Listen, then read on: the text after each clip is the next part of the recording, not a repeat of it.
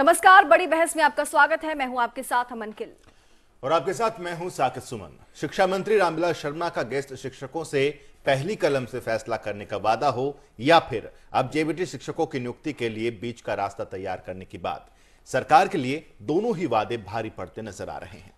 रामविलास शर्मा के चुनावी वादे को मुद्दा बनाकर मेहमान शिक्षकों के साथ साथ विपक्षी भी सरकार पर हमला बोल रहे हैं और अब सीएम के 77 दिनों में समाधान देने के वादे को मुद्दा बनाकर नव चयनित जेबीटी शिक्षक सड़कों पर उतर आए हैं। तो क्या कहीं ऐसा तो नहीं है कि खुद अपने ही वादों के जाल में फंस गई है खट्टर सरकार?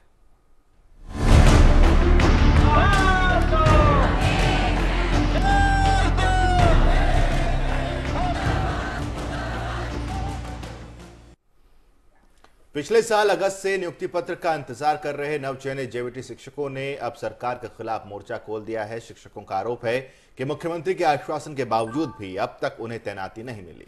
शिक्षकों के मुताबिक इसी साल 29 मार्च को करनाल में मुख्यमंत्री ने उन्हें भरोसा दिया था कि स्कूलों में गर्मियों की छुट्टियां खत्म होते ही उन्हें तैनाती दे दी जाएगी, लेकिन अब तक ऐसा नहीं हो पाया है। इसीलिए नाराजगी जाहिर करने के लिए पहले शिक्षकों ने पंचकुला में महापड़ाव डाला और फिर सीएम आवास की ओर कूच करने की कोशिश की। हालांकि इसमें वो कामयाब नहीं हो पाए, लेकिन सरकार तक अपना संदेश जरूर पहुंचा दिया। पिछले साल से तैनाती का इंतजार कर रहे इन शिक्षकों को खुद मुख्यमंत्री ने 77 दिनों में समस्या के समाधान का भरोसा दिया था, लेकिन जब सीएम के भरोसे के बावजूद भी इंतजार करते हुए 84 दिन गुजर गए तो पात्र शिक्षकों का सब्र भी आखिरकार जवाब दे गया।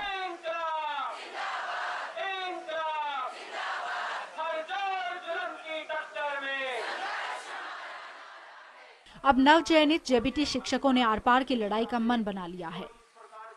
पहले पंचकुला में परिवार समेत महापड़ाव लगाया और फिर चंडीगढ़ की तरफ कूच कर डाली ताकि मुख्यमंत्री मनोहर लाल खट्टर को उनका वादा याद दिलाया जा सके, जो उन्होंने इसी साल 29 मार्च को करनाल में जनता दरबार के दौरान शिक्षकों से किया था। लेकिन शिक्षकों के इन अरमानों पर पुलिस और प्रशासन की मुस्तैदी ने पानी फेर दिया। पहले से तैयार पुलिस बल ने शिक्षकों को आगे नहीं बढ़ने दिया। नतीजतन प्रदर्शन कर रहे शिक्षकों को एसडीएम के जरिए मुख्यमंत्री तक अपनी आवाज पहुंचानी पड़ी। लेकिन नाराज शिक्षकों ने ये संकेत भी दे दिए कि हर बार उन्हें रोक पाना मुमकिन नहीं होगा। माननीय मुख्यमंत्री जी ने 77 वर्किंग डेज के बाद ज्वाइनिंग करवाने का वादा किया था 29 मार्च को करनाल की न्याय पंचायत के बाद। हम वो वादा याद दिलाने आए हैं। उन्होंने कहा था कि 1 जुलाई को स्कूल खुलते ही सभी 9455 उम्मीदवारों को ज्वाइनिंग दे दी जाएगी। हम उनको वादा याद दिलाने आए हैं। अब की बार आएंगे तो बैरिकेड्स की संख्या कम पड़ जाएगी, तोड़ते हुए हम सीएम हाउस का घेराव करेंगे। इस वक्त सूबे में 9000 से ज्यादा ऐसे जेबीटी शिक्षक हैं जिन्हें चयन सूची में नाम आने के बावजूद भी अभी तक नियुक्ति नहीं मिल पाई है। दरअसल सुप्रीम कोर्ट ने 30 दिसंबर 2012 को पिछली हुड्डा सरकार को 322 दिन में 9870 जेबीटी शिक्षकों को भर्ती करने का आदेश दिया था। कोर्ट के इस आदेश पर अमल करते हुए शिक्षक चयन बोर्ड ने भर्ती कर पिछले साल 14 अगस्त 9455 जेबीटी शिक्षकों की चयन सूची भी जारी कर दी, लेकिन इन शिक्षकों को कभी नियुक्ति नहीं मिल पाई। शिक्षकों ने 29 मार्च को करनाल में मुख्यमंत्री मनोहर लाल खट्टर के जनता दरबार में भी अपना दुखड़ा रोया, लेकिन वहां से मिले भरोसे पर भी शिक्षकों को अब एतबार नहीं रहा। इसीलिए उन्हें मजबूरन आंदोलन की राह पर उतरना पड़ा है और शिक्षकों के तेवर बताते हैं कि इस बार वो अपना हक लिए बिना वापस लौटने वाले नहीं। फोकस हरियाणा के लिए पंचकुला से उमंग शोराण के साथ ब्यूरो रिपोर्ट। जी, तभी ये सवाल हम उठा रहे हैं कि क्या वादा करके फंस गए सरकार, क्योंकि बहुत सारे वादे किए गए थे बीजेपी सरकार के चुनाव से पहले और सत्ता में आने के बाद। उन वादों में से कई ऐसे वादे हुए जिस पर सरकार बैकफुट पर या नजर आ रही है या फिर यू टर्न लेती हुई नजर आ रही है, और एक मसला ये ताज़ा तरीन ये भी उभर कर सामने आया। चलिए, पैनल हमारे साथ तैयार है, तारुफ कराते हैं। सबसे पहले राजीव जेटली जी भारतीय जनता पार्टी की तरफ से हमारे साथ जुड़े हुए हैं। इसके अलावा कृष्णमूर्ति हुड्डा साहब कांग्रेस की तरफ से हमारे साथ जुड़े हुए हैं चर्चा में। अशोक शिरवाल जी इंडियन नेशनल लोकदल की तरफ से हमारे साथ जुड़े हुए हैं चर्चा में, और पवन कुमार जी नेता हैं पात्र अध्यापक संघ के, और अशोक अटेला जी ये भी नेता हैं पात्र अध्यापक संघ के। ये दोनों भी हमारे साथ जुड़े हुए हैं। आप सभी का बहुत बहुत स्वागत है। पॉलिटिकल रिएक्शन हम लेंगे, लेकिन उससे पहले जरा, चूंकि हम ये बात कर रहे हैं कि वादा करके फंस गए सरकार, इन पात्र अध्यापकों से किस तरह का वादा किया गया था, क्या कुछ था, इन्हीं की जुबानी पहले आपको भी सुनाते हैं।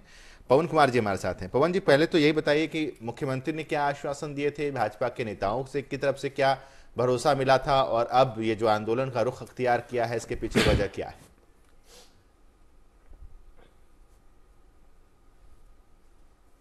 हमें भी काफ़ी नई सरकार से आशा हुई कि अब हमारे अच्छे दिन आएंगे और हमने लगातार बातचीत की सरकार से कि भी हमारे को जल्दी नियुक्ति पत्र प्रदान किए जाएं, परंतु सरकार ने 1 महीने उस दिन हवाला दिया कि भी अभी हमें आए हुए 1 ही महीना हुआ है, हमें थोड़ा समय दीजिए और हम ऐसा कर रहे हैं। उसके बाद भी सरकार ने इस मामले में कोई कदम नहीं उठाया, तो हमें करनाल में 29 मार्च को हमें एक महापंचायत का आंदोलन आयोजन किया गया, जिसके अंदर 10,000 के आसपास हमारे साथी उपस्थित थे और उसी रात हमें सीएम हाउस पर बुलाया गया कि आपकी मीटिंग है, और मीटिंग के अंदर मुख्यमंत्री महोदय और शिक्षा विभाग के अन्य उच्च अधिकारी वहां मौजूद थे। उन्होंने ये कहा था कि भी 77 वर्किंग डेज के अंदर हम ये सारा प्रोसेस पूरा कर लेंगे और 1 जुलाई को जैसे ही नए सेशन छुट्टियों के पश्चात स्कूल खोलेंगे तो स्कूलों में बच्चों को टीचर प्रोवाइड किए जाएंगे और आपको अपना रोजगार मिल जाएगा। परंतु अभी तक उनकी 77 वर्किंग डेज जा चुके हैं और अभी तक कोई भी प्रक्रिया तक शुरू नहीं की गई है। हम यही चाहते हैं कि भी इस बारे में अब आप और क्या कहेंगे, और कुछ नहीं किया जा रहा तो फिर क्या अब भूखे मरने पर मजबूर हैं। ठीक है।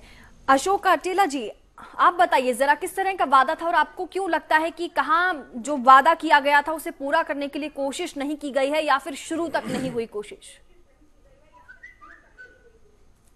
देखिए, माननीय मुख्यमंत्री श्री मनोहर लाल खट्टर जी से हमारी 29 मार्च को वार्ता हुई थी करनाल की महान्याय पंचायत के बाद। तो उन्होंने वादा किया था कि जब स्कूल छुट्टियों के बाद दोबारा से खुलेंगे तो आप स्कूलों में होंगे और बच्चों को योग्य शिक्षक मिलेंगे, लेकिन उस वादे पर आज तक कोई अमल नहीं हुआ है। हमारी नियुक्ति के लिए सरकार ने रति भर भी कोई स्टेप आगे नहीं बढ़ाया है। मजबूरीवश हमें दोबारा से आंदोलनरत होना पड़ा है, क्योंकि और नहीं तो जो स्कूलों में योग्य अध्यापक बच्चों को मिल रहे हैं उनकी प्रतिभा दबती जा रही है, और जो काबिल अध्यापक हैं वो पिछले 10 महीने से रोडों पे धक्के खा रहे हैं। प्राइवेट स्कूलों से भी उन्हें निकाल दिया गया है, उनके सामने भूखा मरने की नौबत आ गई है। नहीं तो पिछली सरकार ने हमारी नियुक्ति के लिए कोई गंभीरता दिखाई नहीं, ये सरकार कोई कदम उठा रही। आखिर हम जाए तो जाए क्या, हमारा कसूर क्या है?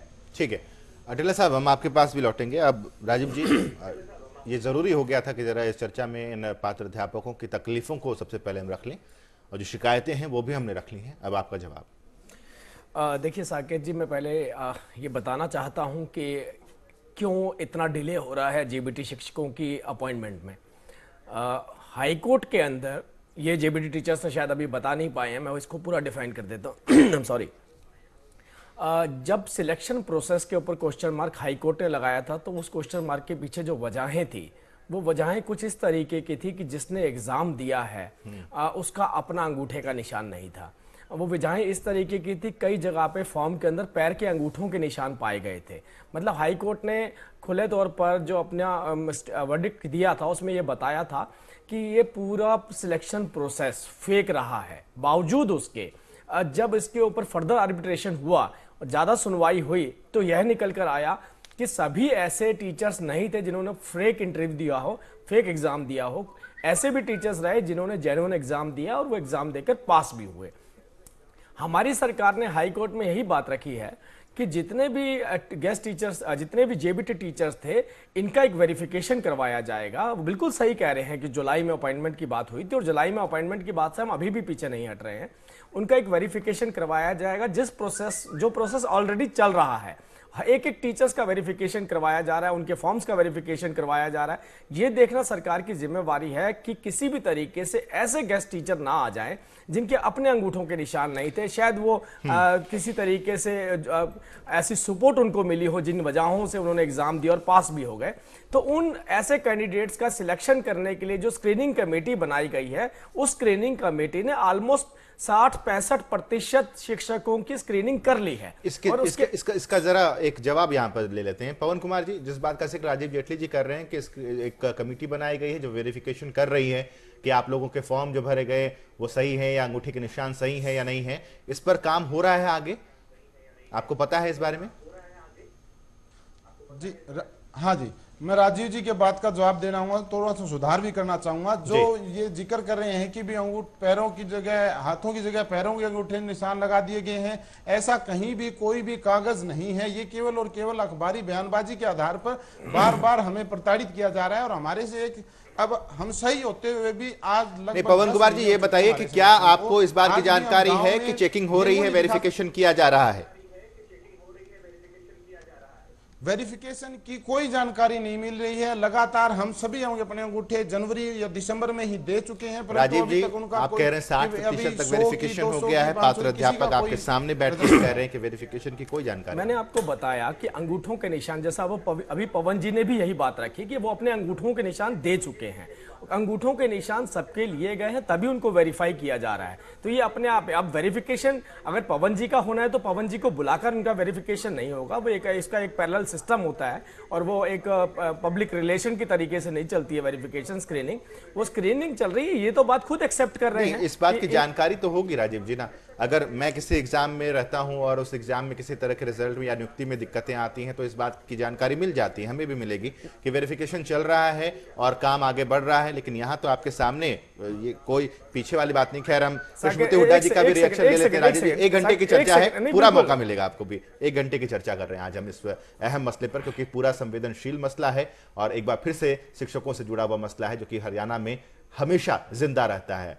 कृष्णमूर्ति हुड्डा जी, क्या कहना चाहेंगे आप? एक बार फिर से बवाल शुरू हो गया है, फिर से विरोध प्रदर्शन का सामना बीजेपी सरकार को करना पड़ रहा है।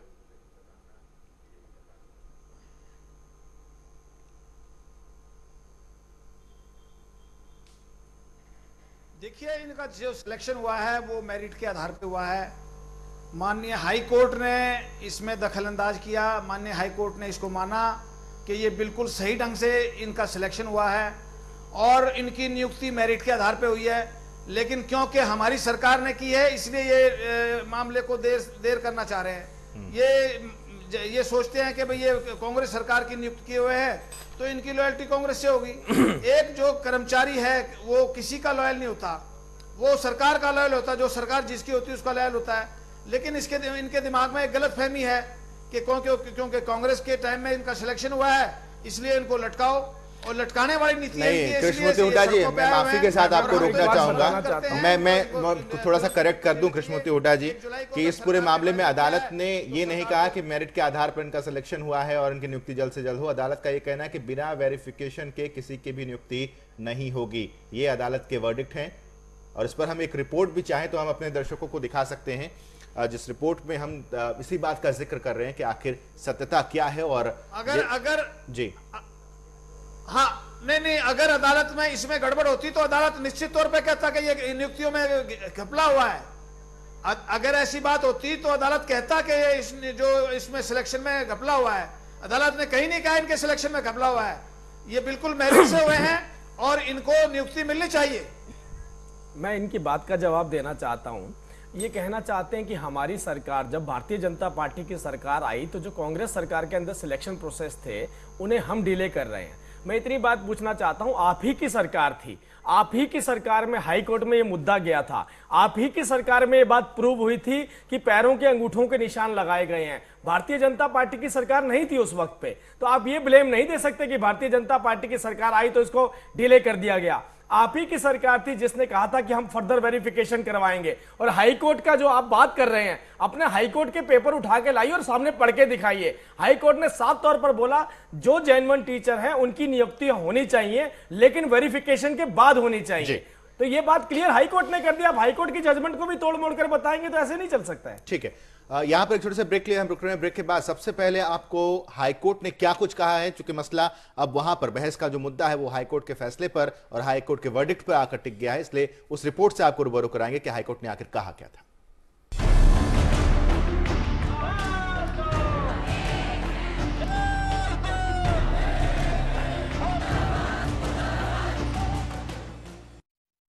कैंट से पानी हो 100% सेफ और हेल्दी भी। कैंट में है